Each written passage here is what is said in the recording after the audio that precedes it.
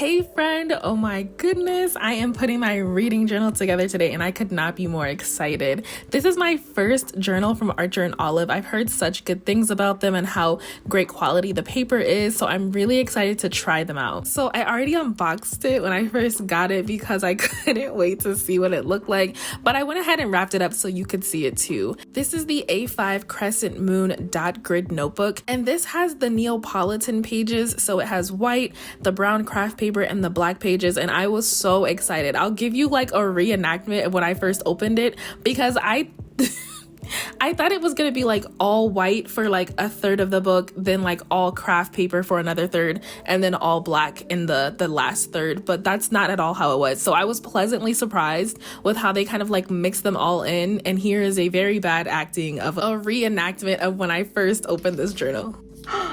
Oh yes, okay, it's not what I thought it was. Okay, nice. Okay, yeah, that is not what I thought it was gonna be. Yay, this is exciting. Okay, now that that's over, let's get started. So for this journal, I really wanted to do like a vintage theme, but I didn't want to go too vintage. And for some reason, my mind just kept going to like typewriter. I don't know, books, typewriter, I don't know. So I knew I really wanted to have like an illustration of a typewriter on my cover page.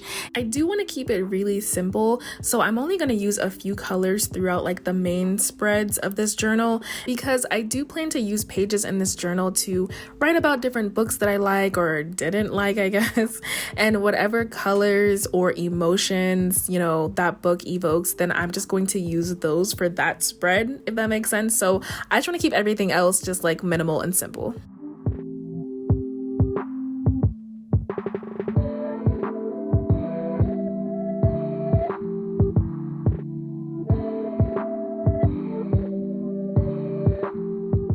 And of course, since it's a typewriter, I'm going to use my typewriter stamps to stamp out reading journal. This journal was a lot of fun to put together. I really love making these plaid pieces.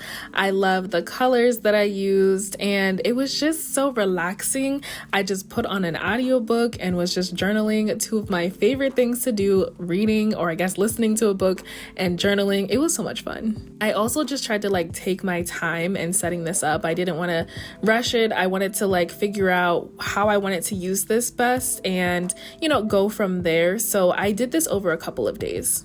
I also really wanted to use a quote on this left-hand page, so I'm just going to take my typewriter stamps and stamp out this quote that says, "A book is a dream that you hold in your hands."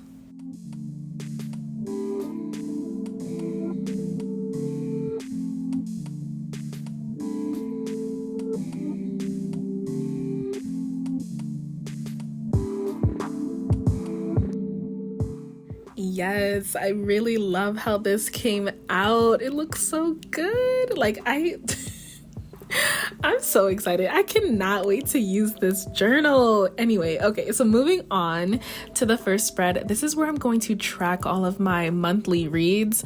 And if you're familiar with some of the other videos that I did where I was updating my reading tracker in my bullet journal from last year, I did a library card theme, and for some reason, this library card theme will not get out of my head. Like, I just cannot get away from it. I wanted to do it again, but I'm just doing it on a smaller scale and on a monthly scale. So I cut out these brown pieces of paper to act as the pocket for the card. And then I'm going to slip these white pieces of paper inside of the brown one. And this is just where I'm going to record all of the books that I read for each month. I only cut out enough to track 8 months because if you know me, I'm a little indecisive, and I thought that maybe I could use this opportunity to track my books a different way later on in the year. So I am not tracking the last 4 months here. I don't know, I might do something different. I've done the bookshelf idea, and although I really love it, for some reason I just can't get this library card idea out of my head. So I had to just go ahead and do it this time.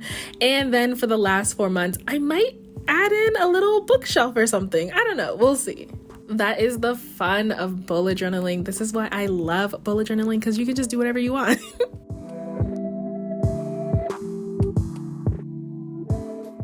Moving on to my next spread, this is my first reading challenge of the year.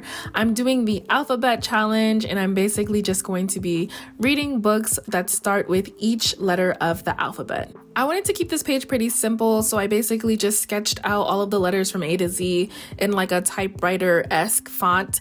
And so when I finish reading the book, I'm just going to color in the letter.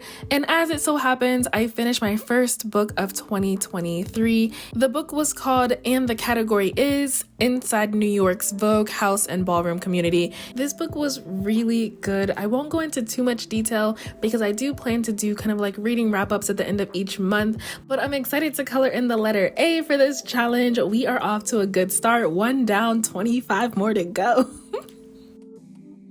And the next spread is another alphabet challenge, but this one is specifically for graphic novels. So I wrote the letters A to Z, but I used like different fonts for each letter, you know, kind of like a comic book kind of theme thing.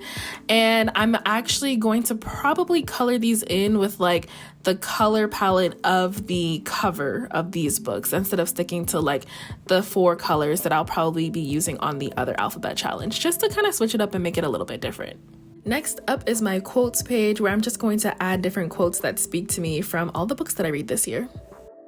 I'm going to be using this next page to track all the series that I want to read this year. I used to exclusively read series, and that was it. And I don't know why I got out of that. I guess I just started liking reading just like, you know, standalone books. But there's a lot of series that I started, like I'm like literally 1 or 2 books in and I just never finished them. So this is a way to not only finish the series that I started, but also kind of like pick up some more books and that are in a series, so then I can kind of get back into my love of reading series. I don't know, we'll see. I still haven't really figured out how I want to use this page yet, so I'm just going to set it up with this box here and then fill it in as I go, because you know, some series have like, you know, 3 books, some have 10, so I'll figure out how best to track these, but for now at least it's here. And then I just wanted to add another quote to the other page. And so this quote says, "Some books you read, some books you enjoy, but some books just swallow you up, heart and soul." And I was just like, yes, this I felt, I felt this one in my soul.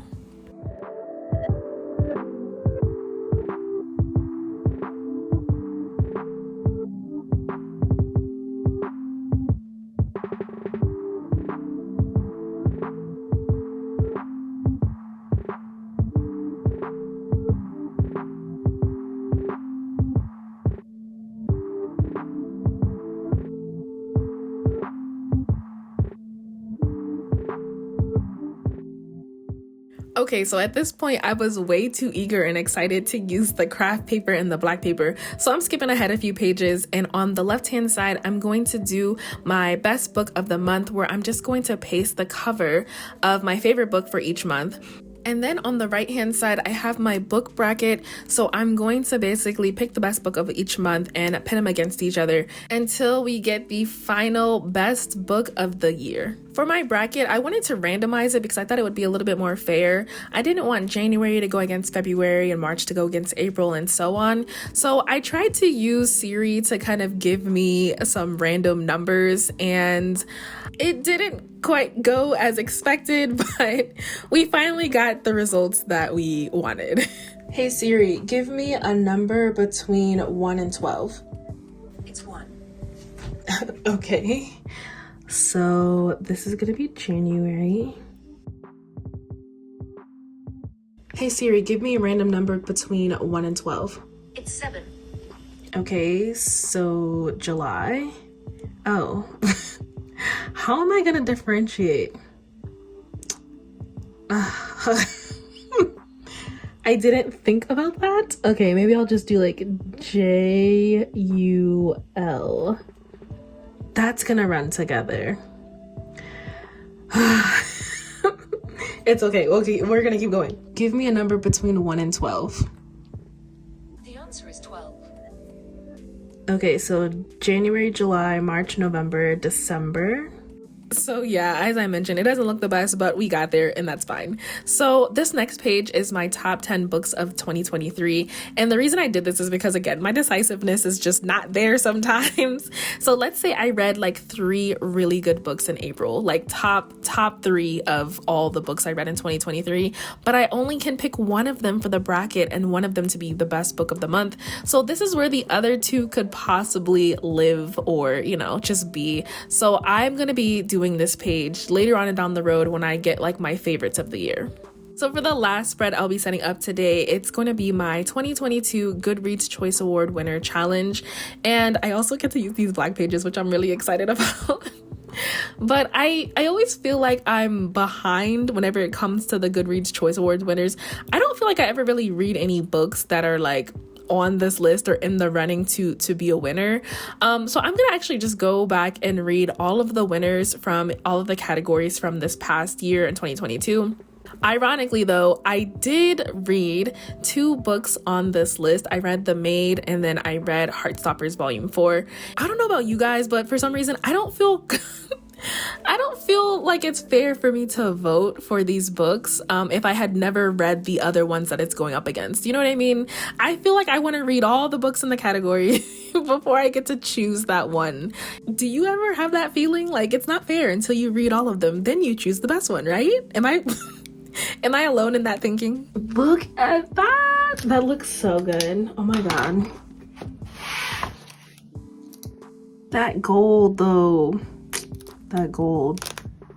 I really love how this gold looks on this black paper. Like it just looks so good. And for some reason my mind kept going towards like Art Deco theme. So on the next page, I just wanted to draw like a simple Art Deco border around this spread. And then I'm going to add the books to the middle.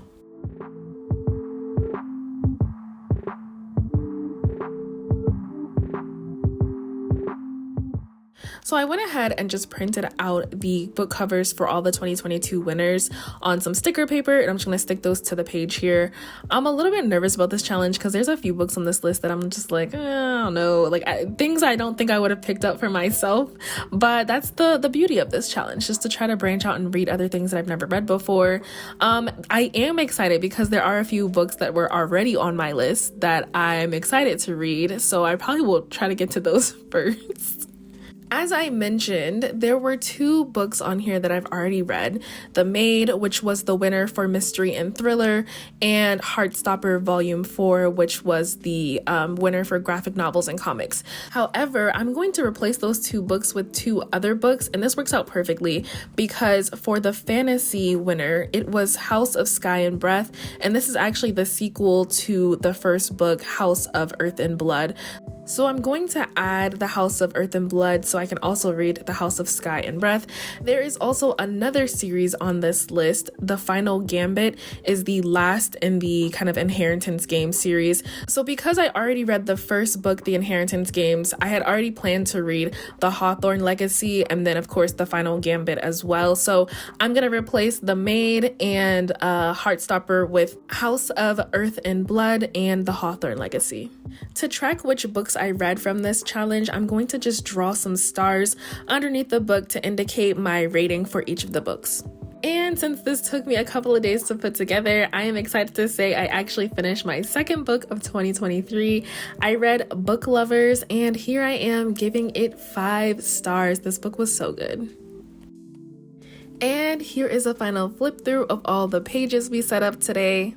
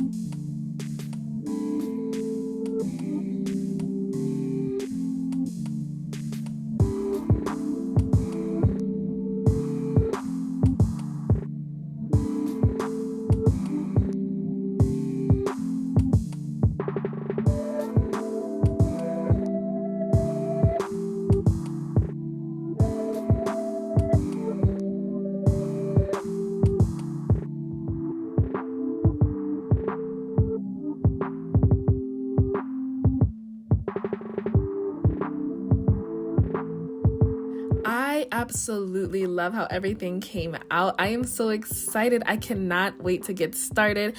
Be sure to subscribe to the channel so you can see how I use this journal. In the meantime, check out this video right here on the left-hand side of the screen to see how I set up my 2023 bullet journal, and I will see you over there. As always, thanks so much for watching. Bye.